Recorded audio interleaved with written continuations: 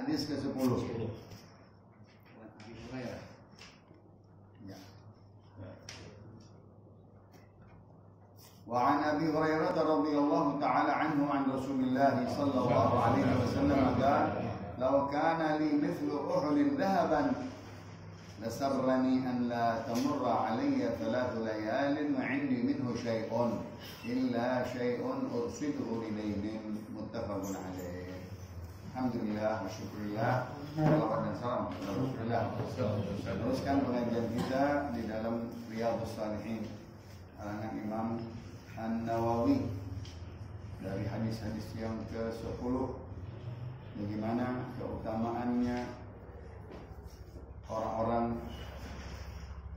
yang zuhud, condong kepada akhirat di dalam kehidupan harta bendanya dibagikan di jalan Allah Subhanahu wa taala.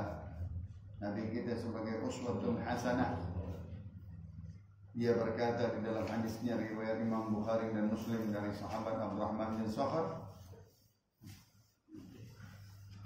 seandainya aku punya katanya emas sebesar gunung Uhud, ya, niscaya aku lebih senang katanya kalau emas itu ada di milikku 3 hari aja di tanganku. Aku sudah habisin untuk aku sedekahkan di jalan Allah Subhanahu wa taala. Enggak aku tinggalkan, enggak aku sisakan sedikit pun, hanya untuk membayar hutang saja. Subhanallah. Gunung Uhud dikasih emas semuanya, bukan gunung Uhud biasa. Jadi emas, berapa jadi emas? Hanya 3 hari di tanganku. Aku akan bagikan kanan dan kiri, fuqara dan masakin, dan di jalan Allah untuk lillah subhanahu wa ta'ala. Sadaqah jariyah, sadaqah hasanah, girdah hasanah, perbuatan-perbuatan yang meraih kebaikan. Gunung Uhud, ya, aku punya cuma 3 hari 3 malam di rumahku, nggak aku sisakan sama sekali, hanya mungkin aku bayar utang saja. Nabi meninggal utangnya nggak banyak, ya, dan itu sudah ada daripada baju perangnya untuk dibayarkannya. Subhanallah. Apabila umatku berhutang, aku yang tanggung, katanya. Dibatasin sekian dinar, nggak terlalu tinggi. Kalau warisannya buat dia, bukan buat aku. Aku nggak minta dari segala-galanya. Itu Nabi kita Muhammad SAW. Nah di sini dah yang dimaksud tadi judul babnya adalah zuhud, ya, tidak terlalu condong kepada dunia. Dia condong kepada akhirat di dalam harta bendanya. Allahumma shalli wa sallim wa barik alaihi. Gimana kita nggak bisa kita begitu, ya.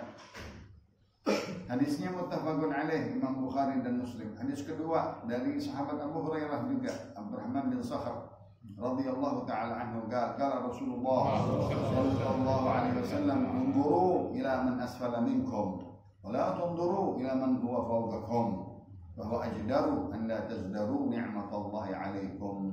Masyaallah. Hadisnya muttafaqun alaih, Imam Bukhari dan Muslim dari Abdurrahman bin Sakhar. Rasulullah berkata, lihatlah, ya, kepada orang yang di bawah garis kemiskinan, di bawah engkau. Jangan kita melihat orang di atas kita yang kekayaannya memiliki harta benda. Kita lihat ada orang yang lebih miskin dari kita, yang lebih rendah di dalam kepemilikannya. Jangan kau melihat orang yang di atas kepemilikan harta bendanya, kekayaannya. Itu katanya lebih pas dan lebih cocok, ya, supaya engkau jangan meremehkan nikmat Allah Subhanahu wa ta'ala. Nikmat yang ada bagi kita syukurin. Alhamdulillah bisa kita dapat, ya. Orang makan kita makan, orang tidur kita tidur, tempat ada, ya, segala-galanya ada itu. Jangan dia masih melihat kepada yang lebih hartanya yang kita nggak sanggup mencarinya seperti dia. akhirnya badan kita nggak kuat, pikiran kita nggak masuk. Kita mau seperti orang yang kita nggak bisa sanggup kayak dia. Ya, itu yang lebih bagus katanya. Itu yang pas, ya, yang bagus, yang engkau cocok, ya, untuk engkau syukuri nikmat Allah. Jangan diremehin. Ya, nikmat-nikmat yang kecil, nikmat-nikmat yang ada sama kita syukuri supaya kekal sama kita. Jangan sampai diambil, dicopot, kita nggak terasa. Karena apa? Man u'tiya walam yashkur suliba walam yash'ur, kata Nabi kita Muhammad. Siapa yang dikasih sama Allah sedikit tapi dia nggak syukurin, nanti dicabut oleh Allah nikmat banyaknya, dia nggak terasa. Nah, dikasih nikmat alhamdulillah, dia maunya banyak, nanti udah dapat akhirnya habis, nggak ketahuan kemana tahu datang, karena dia nggak syukurin yang sedikit. Itu juga sifat zuhud. Jangan kita melihat kepada orang yang lebih tinggi kita di hati. Tapi kalau melihat orang yang di dalam ibadahnya, di dalam ilmunya, di dalam taatnya, disuruh kita lihat orang yang di atas kita. Lihat orang yang alim, lihat orang yang soleh, lihat orang yang ahli ibadah, lihat orang yang ahli taat yang di atas kita. Jangan kita yang di bawah. Ya masih banyak orang yang jahil, aneh dengan yang jahil. Jangan. Kita lihat orang yang di atas kita, yang istiqomah, yang lurus, yang amanah. Waduh, anda pengen contohin. Lihat keluarga-keluarga orang yang baik, bisa hafal Quran, bisa mendidik anaknya. Kita pengen kan dia. Dia berhasil, masa kita nggak berhasil? Kita tiru dia. Nah, itu yang bagus. Ya. Kalau dunia, masing kita lihat yang di bawah kita aja. Masing di kampung kita, masing orang banyak yang susah. Kita bersyukur kepada Allah Subhanahu. Itu hadis riwayat Imam Bukhari dan Muslim. Masih juga hadis Abdurrahman bin Sakhar, perawi yang terbanyak meriwayatkan hadis adalah Abu Hurairah radhiyallahu anhu an Nabi sallallahu alaihi wasallam.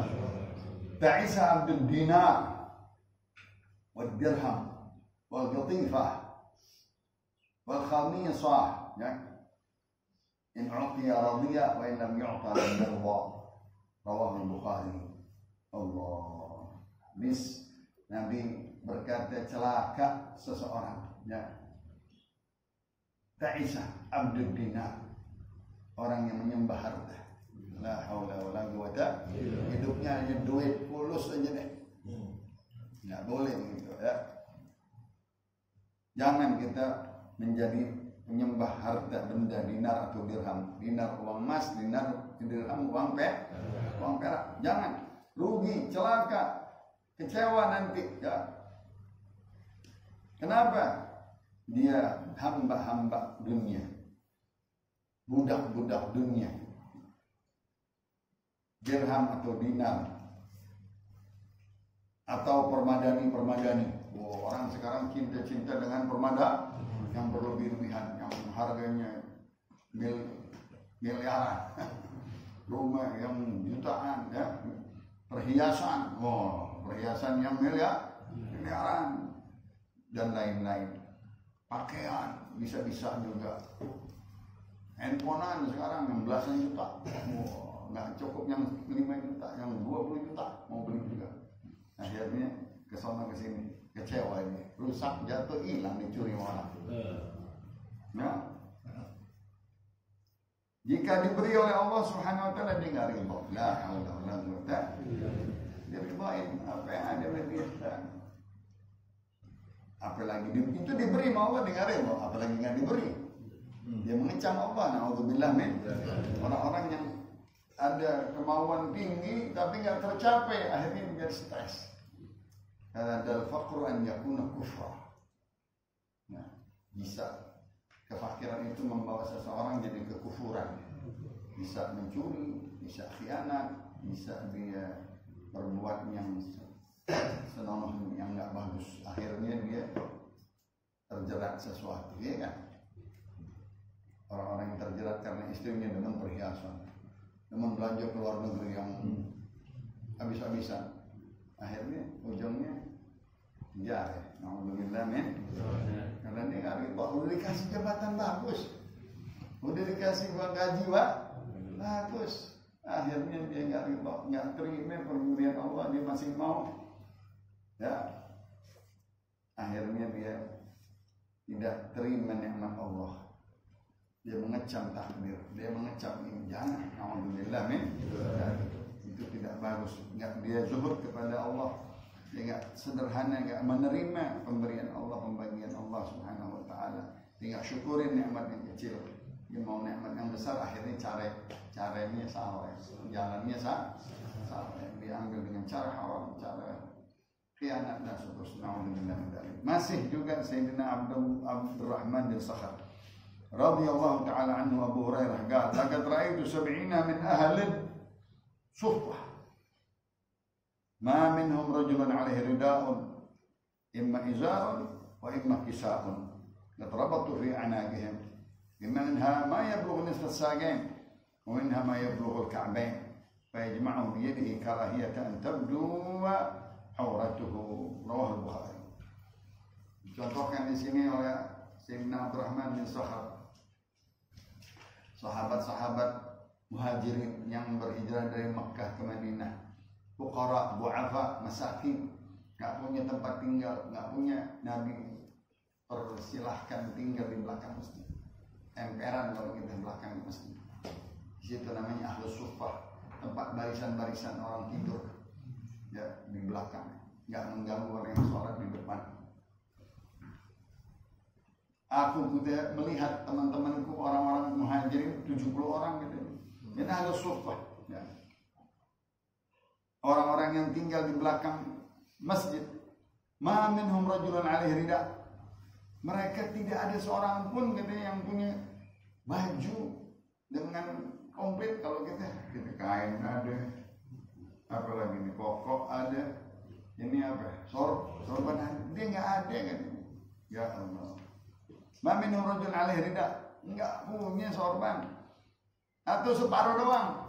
Imma izar, kain doang, di atas itu boger. Subhanallah. Wa imma kisa, sarung kain pun yang dia ikat di leher. Kalau kita nih, ini nih, tuh, nggak ada. Kalau ada ini terboger. Atau yang di bawah namanya izar, kalau yang di atas namanya rida.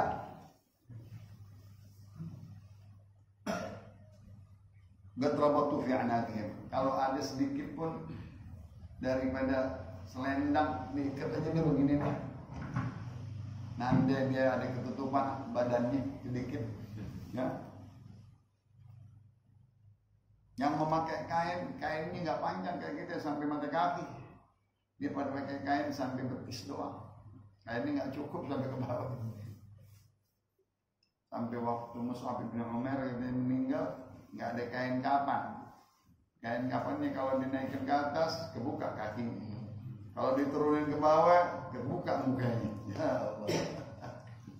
Tapi begitu kata Rasulullah, dan tutup mukanya, kita ambil daun-daunan, kita tutupin daun-daunan kakinya. Ya Allah. Tuh sahabat-sahabat muhajirin yang pertama-tama masuk ke Madinah nggak punya apa-apa. Kainnya sampai nggak sepunya sampai sekali sampai setengah betis. Ya. Di semuanya takut karena dia tutup auratnya. Subhanallah, ya. Jangan sampai kelihatan. Seolah-olah mereka ya ta'affafun, mereka mempunyai harga diri walaupun dia nggak punya apa-apa. Pakaiannya segitu, kata Abdullah bin Mas'ud, nggak ada yang pakai kaos deh kayak baju koko gitu. Nah, kain doang segini sampai setengah betis. Selendang kecil taruh di leher. Kalau sembahyang ini sama temen nggak pakai alas, nggak ada baju, nggak ada kaos, nempel kulit sama gesek, nggak jijik. Kayak gitu kan semeter jaraknya. Ya itu, mereka nggak ada jijik kaki sama kaki. Mereka sampai sebetis, ada yang sampai sedengkul asal tutup auratnya saja. Dia nggak mau aurat itu buka. Begitu. Orang-orang pertama-tama yang katanya ahlus suffah yang dekat sama Rasulullah yang sehari-hari ditanggung makan minumnya sama Rasulullah. Pagi-pagi Sayyidina Abu Bakar, Sayyidina Abu Hurairah bagian konsumsi nyari makanan sama Rasulullah. Ntar ada kepingan roti, ntar ada kurma, kali ada susu perah, tiap hari begitu. begitu juga siang. Ada yang kirimin dari Ansor makanan, makan beramai-ramai. Sebagian kata Rasulullah, kalau makanan 4 cukupin 8 orang. Kalau makanan untuk 2 cukupin buat 4 orang. Kalau kita nampak yang bundel terus yang gede. Begitu Nabi. Allahumma shalli wa sallim wa barik alaihi. Nah, ini hadis yang benar. Hadis riwayat Imam Muslim dari Abu Hurairah juga, Abdurrahman bin Sakhar. Kata Rasulullah sallallahu alaihi wasallam, "Ad-dunya sijnul mu'min wa jannatul kafir."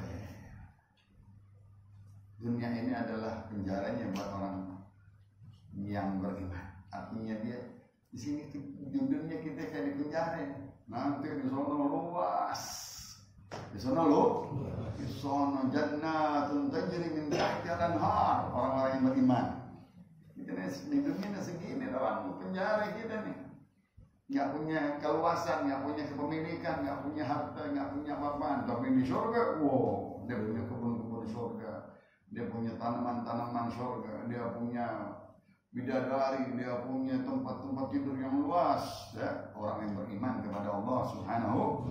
Di dunia bagaikan hanya di penjara ini, nggak bebas, nggak memilikan segala apapun, nggak ada, nggak mempunyai kesenangan, bahkan dia susah hidupnya. Ya.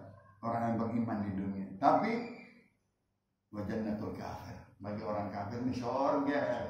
Nah, di neraka di sana dia. Di sana neraka. Ini udah enak nih di sini. Di sana lebih dan gak enak. Nauzubillah min dzalik. Balikannya, coba kita lihat ya. Ad-dunya ya sijnul mu'min wa jannatul kafir. Di surga tuh ya. Orang-orang kafir nggak dapat soal seteguk air minum, nggak bisa. Dia miskin di sana dia. Yes, di dunia dia kaya, di dunia dia senang-senang, di sana seteguk air nggak dikasih mau, dikasih lelehan bakaran-bakaran manusia di api neraka jahanam. Dia teriak nggak dihargai Allah, nggak dikasih harga, nggak didengar omongannya, teriakannya enggak. Tapi orang yang mukmin bergembira di surga jannatul adn tajri min tahtiha al-anhar. Begitu makanan minumannya, da'wahum fiha subhanakallahumma wa tahiyyatuhum fiha salam wa akhiruhum prasmanan. Ya. Bi fadli subhana rabbika rabbil izzati amma yasifun wa salamun alal mursalin. Datang makanan. Masyaallah itu ayat-ayat surga itu. Kalau kita minta apa-apa baca itu doa. Datang. Apa? Ma tashtahi fiha anfusukum. Apa yang kau senangin, yang kau minta, yang kau rindu makanan, silahkan minta. Dari bermacam-macam dan pakaian warna-warni, bahan kain warna-warni, buah-buahan bermacam-macam buah. Orang kafir seteguk air nggak ada. Di sini dia kaya ya kan? Enak-enak. Itu juga sedikit di sini. Kayak dia hanya sedikit aja, tapi dia di neraka nanti di akhirat dia dapat azab. Nauzubillah min dzalik. Hadis yang ke-15 dari sahabat Abdullah bin Umar Ibnu Khattab radhiyallahu anhu, anaknya Sayyidina Umar, sahabat dan bapaknya juga sahabat. Aku pernah berjalan bersama Rasulullah sallallahu alaihi wasallam. Rasulullah sallallahu alaihi wasallam memegang bahuku, pundakku. Abdullah, pemuda, nasihat, tanda cinta. Ya. Dengan lembut Rasulullah SAW memegang badanku, dingin tangannya katanya. Wahai Abdullah katanya, kun fid dunya ka'annaka gharib. Jadilah engkau di dunia ini seperti orang asing, pendatang, nggak lama, lewat doang. Bukan tetap di sini. Ad-dunya daru mamar, la daru maqar. Dunia ini tempat lewat, bukan tempat tinggal. Kun fid dunya ka'annaka gharib. Jadilah engkau di dunia ini sebagai apa? Seseorang yang gharib, asing, perantau, ya. Yang akan yang panjang itu akhir. Belum apa-apa, yang jalanan masih panjang lagi. Aw'adil sabil, atau dia hanya lewat perjalanan, istirahat sebentar, jalan lagi, mau ke akhirat. Maka Abdullah bin Umar dia selalu menegur dirinya, idza amsayta fala tantadhir as-sabah, Kalau engkau dapat sore hari hidup masing, jangan tunggu-tunggu sampai pagi. Artinya beramal, berbuat, berbekal, siap-siapin perjalanan buat besok. Dapat sore hari, belum tentu kita besok hari. Sore pagi masih hidup. Wa idza asbahta fala tantadir al-masa.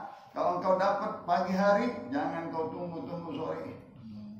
Entar aja dia mau beramal, entar aja mau berbuat, jangan. Kerjain apa yang dapat engkau pagi hari.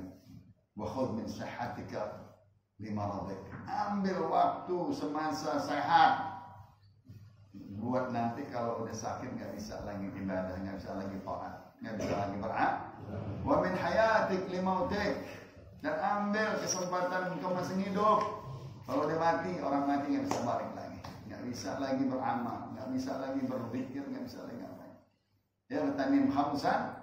Hadis tengah. Ambil peluang 5 sebelum datang peluang 5. Sebelum datang yang 5 apa? Syababak qabla haramik. Engkau masih muda, belum kau tua. Kalau udah tua, kau lihat orang-orang tua keluhannya bagaimana. Coba aneh muda lagi, kayak dulu, nggak bisa. Udah tuh. Pertama-tama syababak qabla haramik. Wasihatan qabla sagamik. Sehatmu sebelum kau sakit. Kalau udah sakit nggak bisa ibadah, nggak bisa sujud, nggak bisa rukuk, nggak bisa ngaji, nggak bisa keluar. Yang ketiga faraghatka qabla syughlik. Engkau kosong waktu banyak waktu peluang kok kosong. Jam 3 kosong ngaji, maghrib kosong ngaji, pagi kosong ngaji. Isi taat, baca kitab, Quran, tilawah, zikrullah, ngumpul dengan orang baik. Ambil waktu. Ya. Yang keempat, wa ghinaka qabla faqrik. Selagi ghani, selagi masih kaya, selagi masih punya duit, ya. Ambil kesempatan untuk peluang-peluang akhirat, jariyah, akaf, amal soleh, apapun sedekah dan lain-lain. Sebelum nanti fakir. Gak selama-lamanya kayak gitu. Yang kelima ini dia, wa hayataka qabla mautik. Masih mumpung hidup. Ntar kalau udah mati ya habis. Kalau udah mati nggak disebut lagi, nggak bisa ngapa-ngapain lagi. Riwayatnya sahih, Imam Bukhari wallahu a'lam bishawab. Al-Fatihah. Hadis ke-16 dia